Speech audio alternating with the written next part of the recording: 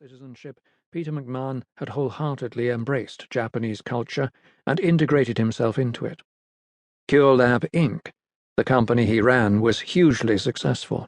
He had rescued it from bankruptcy after Junko's father, the company's founder, had retired. With Peter McMahon at the helm, the struggling pharmaceutical company Fujimoto Lab Inc. became the front-running Cure Lab in just 8 years. The McMahons had become wealthy as a result.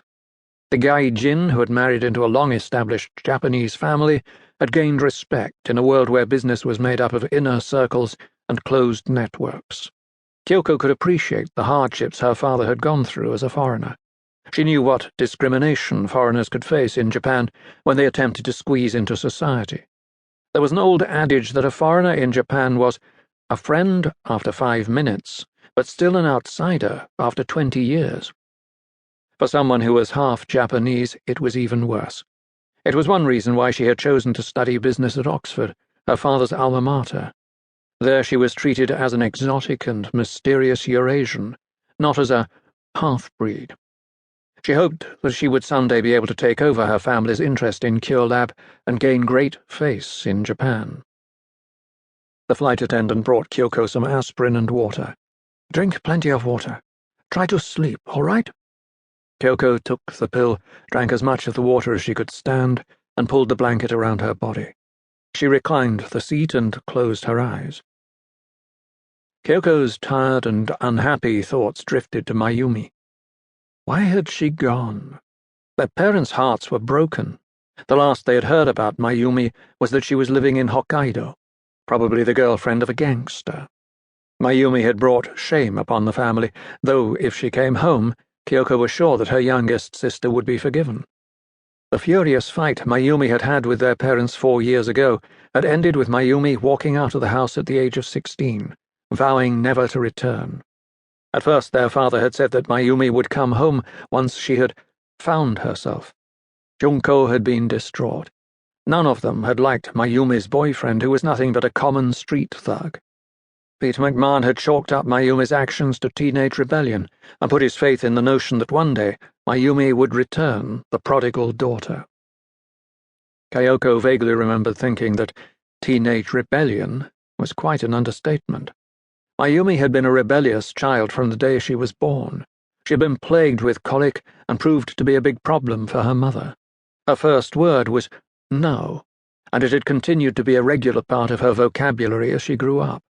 Her parents, especially her father, had fought her hard over the years. It had been a losing battle for them, for Mayumi's will was shockingly strong. What a waste, Kyoko thought. Mayumi was easily the prettiest and possibly also the most intelligent of the 3 girls. Kyoko's limbs felt heavy, and she was struggling to think.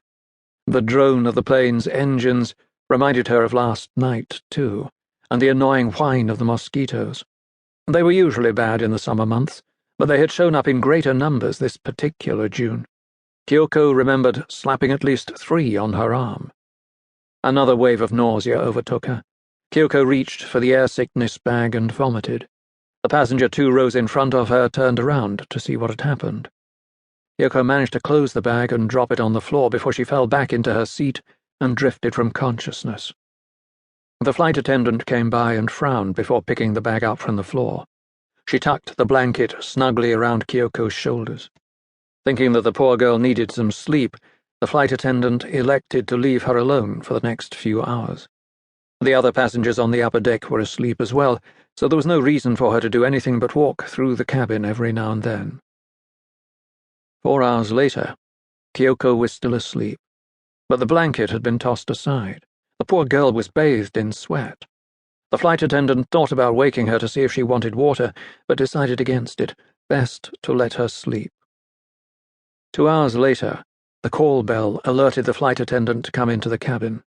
The passenger in front of Kyoko had rung it. He pointed to the girl and said, "Something's wrong." Kyoko McMahon was convulsing in her seat. The flight attendant ran downstairs and fetched the cabin officer. After he saw the writhing girl, he used the intercom to ask if there were a doctor aboard.